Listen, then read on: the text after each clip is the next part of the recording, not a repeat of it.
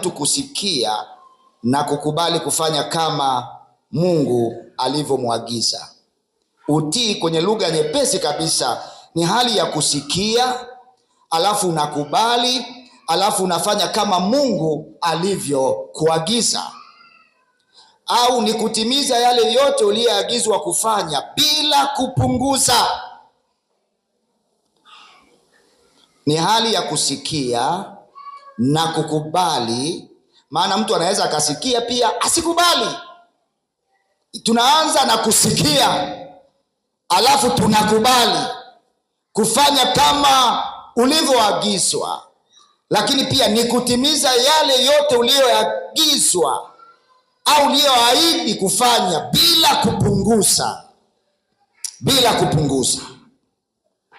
Neno bila mjadala sio neno dogo pia. Nimeliangalia, maana kichwa cha somo kinasema utii wa neno la Mungu bila mjadala ni mlango wa kututoa chini kimaisha na kutupeleka juu. Bila mjadala maana yake ni nini? Bila maswali, bila kuuliza, bila kuhoji, ili mradi tu ni Mungu amesema. Bila mjadala ni bila maswali, ni bila kuuliza, ni bila kuhoji, ili mradi tu ni Mungu amesema. Nimekusomea maandiko kwenye kitabu cha Mwanzo sura ya 12, mtu wa Mungu. Mtihani wa kwanza kabisa wa mwanaume anaitwa Ibrahim, wa kwanza. Mungu anamwambia, toka wewe katika nchi yako na jamaa zako. Toka wewe, toka huko, toka kwenye hizo madhabahu za mizimu. Maana wanasema wanatheolojia, baba yake mzazi na Ibrahimu alikuwa ni mganga wa kienyeji. Anamwambia, toka huko, nifanye agano na wewe. Acha baba yako, acha mama yako, acha hizo madhabahu, uende mpaka mahali. Alafu akataja mambo kama 4 ambayo kama atafanya hivyo anaweza akayafanya kwenye maisha yake. Nimeshangaa sana. Anamwambia hivi, ukikubali, ukisikia, ukakubali kutoka, ukaachana na hizo madhabahu, ukaachana na wazazi hawa wanaofanya ibada hizo mbaya, ukaenda mahali ninapotaka uende, nitafanya mambo haya 6 kwenye maisha yako. Jambo la kwanza anamwambia, nitakufanya kuwa taifa kubwa. That's number 1. Nitakufanya kuwa taifa kubwa. Namba 2, nitakubariki. Namba 3, nitalikuza jina lako. Namba 4, nitakufanya uwe baraka. Yaani kuwa baraka maana yake, yaani utakuwa na baraka mpaka wengine wataishi kwenye hizo baraka zako. Mistari hii 4 wakati mwingine naongelea baraka za kiroho, lakini pia na baraka za kimwili. Mistari hiyo niliyokusomea naongelea baraka za kiroho. Tena ukichunguza zinamtaja hata Yesu kuja baadaye duniani kupitia mwanaume anaitwa nani? Ibrahim. Na baraka za kimwili pia ziko hapo nyingi sana zinatajwa. Anamwambia, nitakufanya uwe baraka. Watu wengi watabarikiwa kupitia wewe. Dunia itafikiwa na ukombozi kupitia wewe. Watu wengi wataishi kupitia wewe. Watu wengi watapata maisha mazuri kupitia wewe, Ibrahim. Na jambo la mwisho anamwambia, jambo la 5 anamwambia, nitawabariki wanaokubariki. Anayekubariki nitambariki. Mwisho akamwambia, atakayekulaani nitamlaani. Hizi ni baraka kubwa, sio baraka kubwa? Wapendwa, hizi ni baraka kubwa, sio baraka kubwa? Kwa sababu Mungu alimtangulizia hizi faida kubwa 6 mstari wa 4 unasemaje? Hebu nisomee. Na upendaga sana na ni mstari wangu wa moyo. Huwa namwambia Mungu anisaidie. Hebu soma. Basi Abraham akaenda kama Bwana alivyomwamuru. Hebu tuseme wote, basi Abraham. Inatosha. Akaenda kama Bwana alivyomwamuru. Hebu tuseme wote jamani, basi Abrahamu akaenda kama Bwana alivyomwamuru. Mwambie mwenzako, hatuoni hata akioji, hatuoni hata akiuliza maswali, japo aliambiwa aende mahali ambapo hata hapajui. Yaani alitii bila mjadala, maana hakuambiwa specifically kwamba utaenda Zambia au Uganda. Aliambiwa toka. Ambia nielewa. Hebu tusome Ebrania. Ujue huyu mwanaume na huu tii, tukifikia viwango hivi wapendwa, Mungu anaposema na sisi tukagundua ni Mungu amesema, alafu tukatii bila maswali. Nikwambie ukweli, Mungu anaweza akatubadilishia maisha. Anaweza akatubadilishia maisha. Hebu soma kitabu cha Waebrania. Isomee 11 mstari wa 8.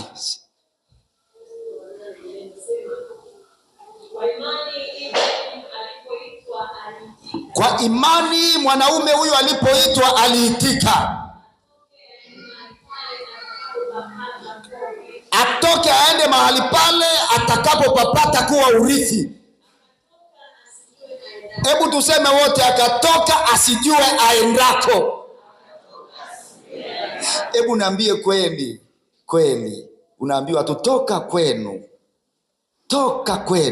toka kwenye nchi yako, toka kwa jamaa zako, halafu uambiwi ni wapi unaenda, halafu bila maswali kitali, bila mjadala, unachukua watoto na vitu vyako unafunga safari bila kuhoji.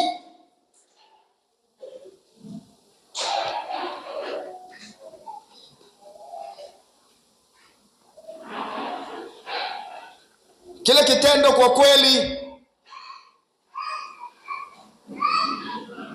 kilifanya Mungu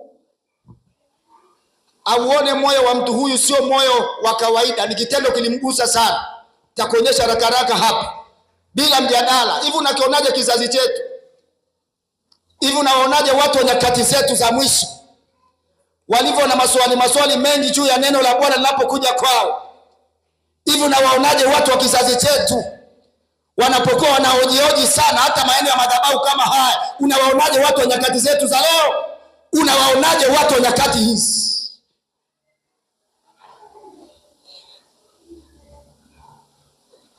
Wanavyohoji sauti ya Mungu kwao, wanavyojiuliza maswali juu ya sauti ya Mungu kwao. Mwanaume ameinuka asijue anakokwenda. Wapendwa, kumtii Mungu bila mjadala, ukichunguza Biblia vizuri, imewabadilishia watu maisha. Kuna watu walikuwa chini sana, Mungu amewapandisha sana kupitia kuitii sauti ya Mungu. Mtu mmoja aseme amina. Sema amina kama tuko pamoja, mtu wa Mungu. Nikwambie ukweli, katika Biblia nzima wale waliomtii Mungu walibarikiwa kupita kiasi kwa sababu ya utii wao. Utii ni ufunguo wa baraka za Mungu kwenye maisha yetu. Utii ni ufunguo wa baraka za Mungu kwenye maisha yetu. Nimenong'onezwa jambo hili, ngoja nikueleze tena. Somo la utii sio somo la kwanza kulisikia. Wenda hata mwaka huu umelisikia. Nataka nikushauri kwa neno la Bwana. Unatamani kutoka chini kimaisha na kwenda juu, nikwambie lazima ujitose bila mjadala kwa sauti ya Mungu. Kila ambacho Mungu anakueleza ifanyie kazi tena bila mjadala jadala. Hiyo hali inamvutia sana Mungu.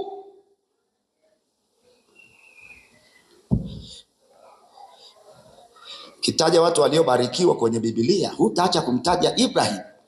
Ni baba wa imani aliyefanikiwa sana, aliyefanikiwa kiroho sana na hata kimaisha. Hebu soma Mwanzo 13:2. Sura ya 12 anatoka akiwa na vitu vichache tu. Ukisoma sura ya 12 alikuwa na vitu vyake vichache. Kutoka sura ya 12 hadi sura ya 13 unaweza kuona ni karibu. Hapo kuna muda umepita mrefu. Kuna kamda kamepita toka sura ya 12 hadi ya 13, baada ya kukubali kutoka kusikia sauti ya kutoka kwenye hizo madhabahu, kwenye hizo tabia, kwenye hizo hali. Hebu soma anzia tu wa kwanza na wa pili. Mwanzo 13:1-2. Abrahamu akapanda kutoka Misri, yeye na mkewe na kila alichokuwa nacho, na Lutu pamoja naye mpaka kusini. Sikiliza mstari wa pili. Naye Abraham alikuwa ni tajiri sana. Alikuwa masikini sana. Tajiri sana. Alikuwa masikini sana. Tajiri sana. Alikuwa tajiri sana. Kwa mifugo, kwa fedha na kwa dhahabu. Huyu baba alikuwa na baraka za kiroho tele, na baraka za kimwili pia alikuwa nazo tele. Na huo ndo mpango wa Mungu, wapendwa. Niwaambieni ukweli, Mungu anataka kutubariki mno. Mungu anataka kutuinua mno, wapendwa, sana. Wakati mwingine kuna namna kama tunateswa kwenye eneo hili. Takueleza haraka. Tunateswa. Baraka za Ibrahimu chanzo chake, baraka za huyu mwanaume chanzo chake ni utii wa neno la Mungu bila mjadala. Chanzo cha baraka za huyu baba za kiroho na za kimwili, wapendwa, wewe chunguza, chanzo chake ni hapa. Ni hapa.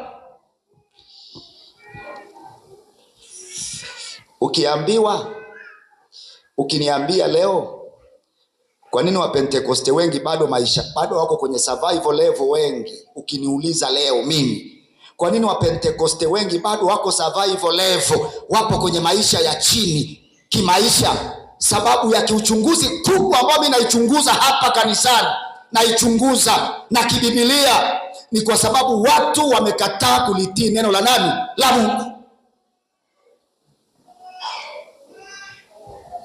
Na watu watazunguka sana Tanzania, wataenda mpaka Kenya kutafuta sio upako, wataenda kutafuta sio wahubiri wakubwa. Naomba nikuambie ukweli, kama kuna eneo linawatesa wa Pentekoste ambalo Mungu amekataa kuwaamini kabisa, bado ni eneo la kuitii sauti yake bila mjadala. Hili ndio eneo linalowatesa watu wengi waliookoka.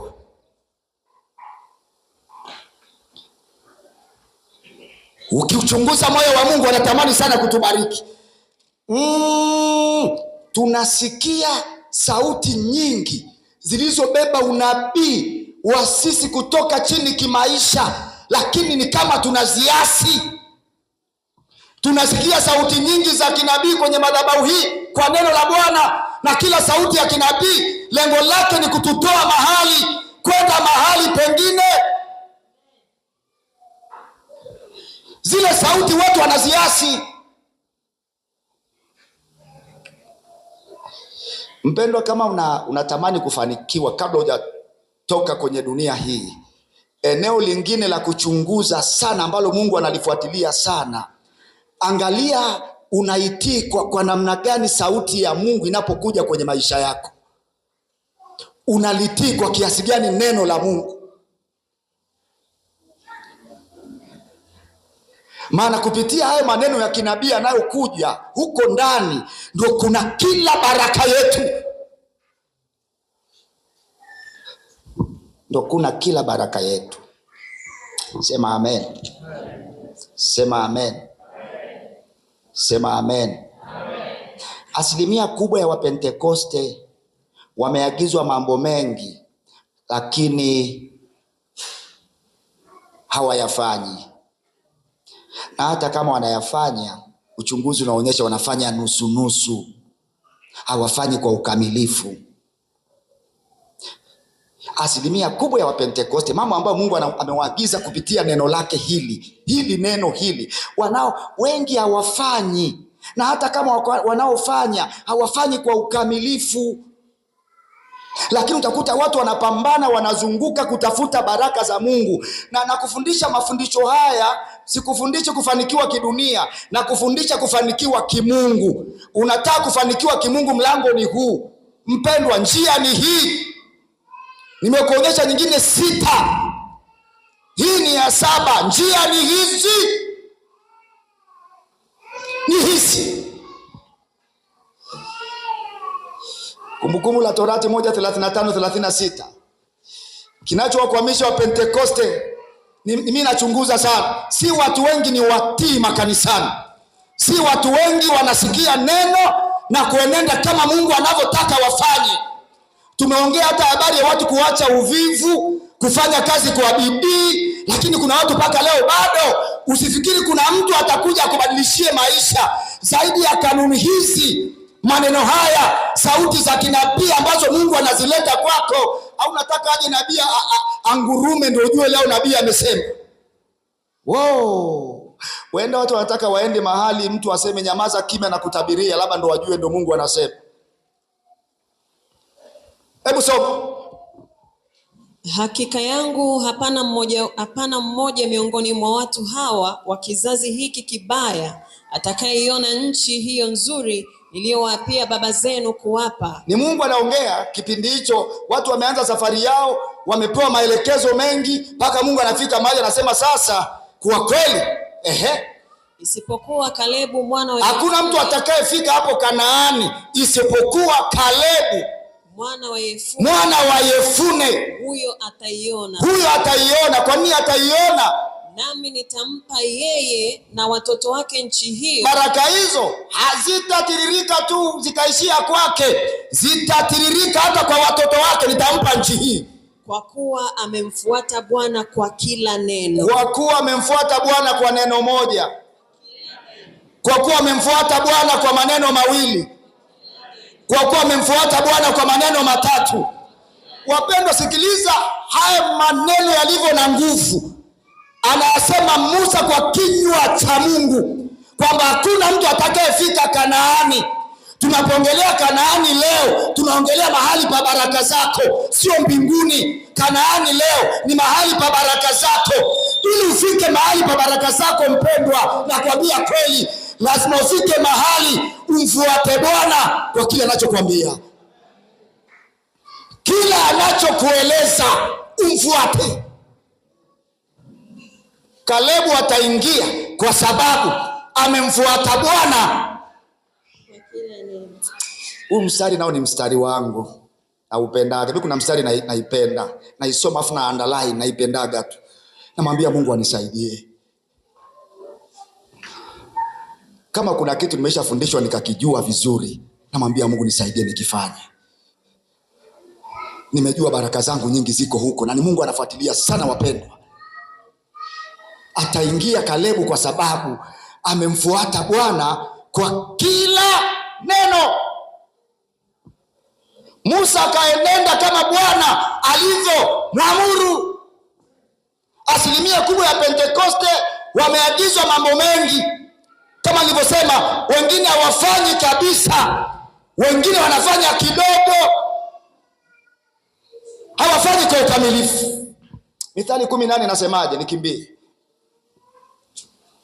10 mstari wa 8. Mithali, maandiko yanasema, aliye na akili moyoni mwake atapokea agizo, bali mpumbavu mwenye maneno mengi ataanguka. Ni mstari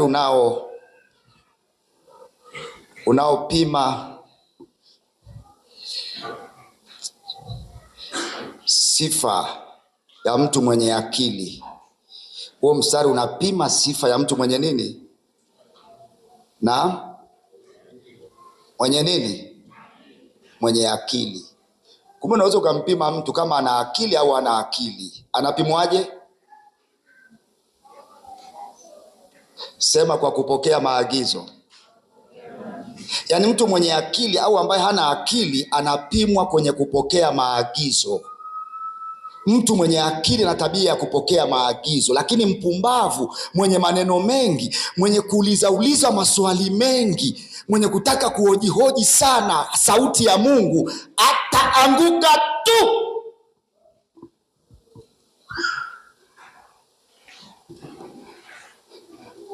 Kinachofanya Mungu avutiwi na maisha yetu, kinachofanya hatuwezi kumshawishi Mungu vizuri wakati mwingine, ni pale anapotupa maagizo na hatutaki kuyapokea. Musa anaambiwa hivi, toka kwenye nchi yako na jamaa zako. Mwanaume anatoka bila kuuliza hata swali, bila kuuliza hata swali. Nilikuwa nawaza ujumbe huu, ni maeneo mangapi kizazi hichi kimeambiwa kitoke na kimekataa kutoka? Ni maeneo mangapi? Wewe jiulize, ni maeneo mangapi leo watu wameambiwa watoke na wamekataa kutoka? Naomba kila mmoja aingie kwenye moyo wake, ni eneo gani ambalo umekataa kutoka na uliambiwa utoke?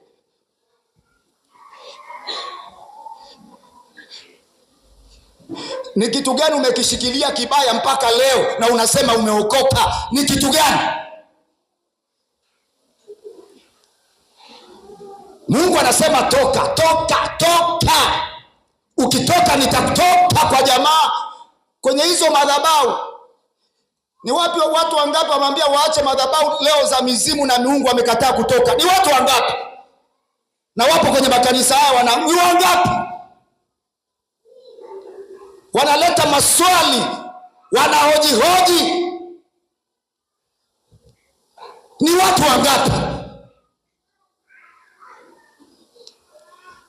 Wanaambia watoke na wamekataa kutoka, na wanategemea kuona baraka za kiroho na za kimwili kwa huyu Mungu. Sio rahisi mpendwa. Nitakuonyesha hatari mbaya zaidi. Ni heri ukose baraka za kidunia hizi kuliko mkose Mungu milele. Ni watu wangapi wanaambiwa toka kwenye uzinzi, leo hawataki kutoka? Ni watu wangapi? Makanisani huku kwa Pentekoste ni watu wangapi? Ni watu wangapi wanaambiwa watoke kwenye uongo, hawataki? Ni watu wangapi?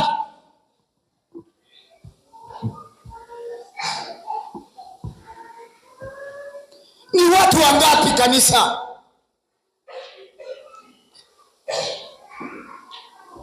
Ni watu wangapi?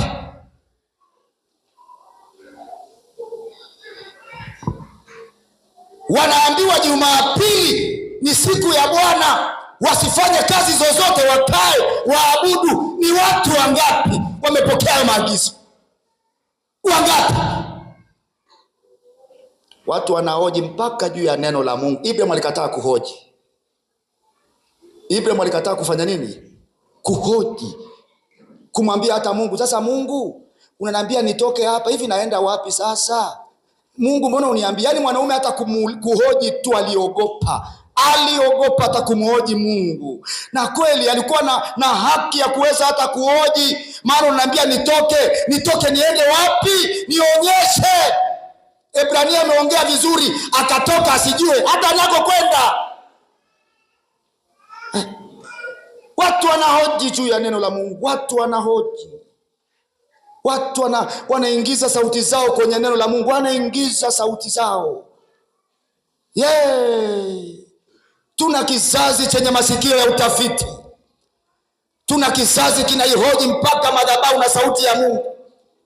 Tuna kizazi cha anachosema hapo Kalebu, kizazi cha hatari ambacho hakitafika Kanaani kamwe. Kanaani ya kimwili na hata ya kiroho hakitafika. Hakiwezi kufika. Hakitafika. Otherwise, labda kama watu watabadilisha mitazamo yao, kuna watu wataishi maisha fulani mpaka wanakufa, hayo maisha hayatawaacha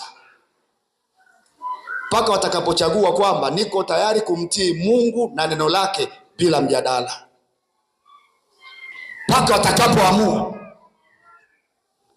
Ni watu wangapi wamewaambia watoke kwenye wizi wa zaka na wamekataa?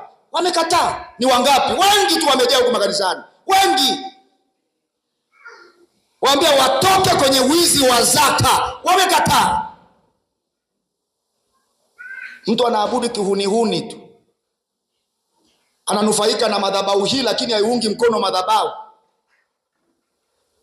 Si wamejaa huko wengine, mpaka nimeshaongea nao nikawakalisha kitako, mheshimiwa, unafanya kazi, kwa nini utoi zaka? Lakini wamekataa. Wanaweka maswali na mijadala kwenye sauti ya Mungu.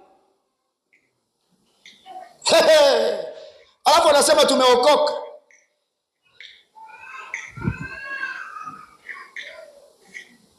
Ni watu wangapi wamekataa kutoka? Ni watu wangapi wamekataa kutoka kwenye kiburi hata ukaidi? Ni watu wangapi? Wapendwa, moja ya roho tupo maeneo sana makanisani ambayo imewavamia watu bila kujua. Kuna roho inaitwa roho ya uasi, inafanya kazi nyakati zetu za mwisho mno. Roho ya uasi, watu kuliasi neno la Bwana bila uoga, bila hata kuogopa. Wapendwa, hata mtu ana kiburi, ameambiwa siku nyingi, mtu ana kiburi cha hatari, ana ukaidi, alafu anataka Mungu amwongezee neema, anataka naye Mungu afike mahali watu wamuite heri, anataka aone anatoka kwenye biashara inayoongezeka kila wakati, anataka kuona Mungu akibadilisha maisha yake, akimpandisha hata kazini kwa viwango vingine, anataka kuona ulinzi na baraka za Mungu. Nakwambia haitakuwa rahisi. Kama unataka baraka kimungu, labda kama kimungu, lazima ukubali kulitii neno la Mungu bila mjadala. Kama ni kimungu,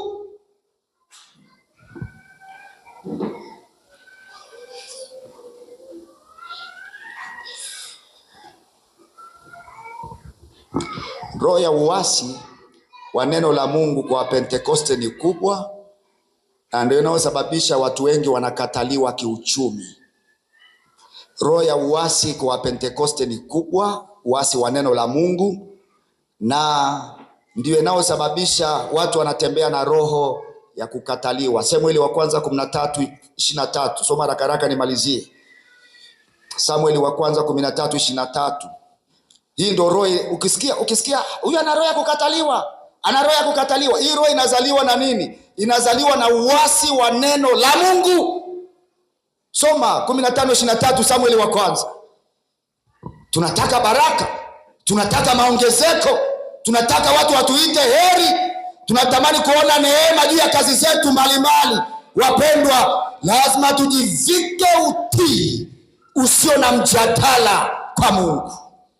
Soma Samueli wa kwanza sura 15:23. Kwani kuasi ni kama dhambi ya uchawi. Kuasi ni kama dhambi ya uchawi.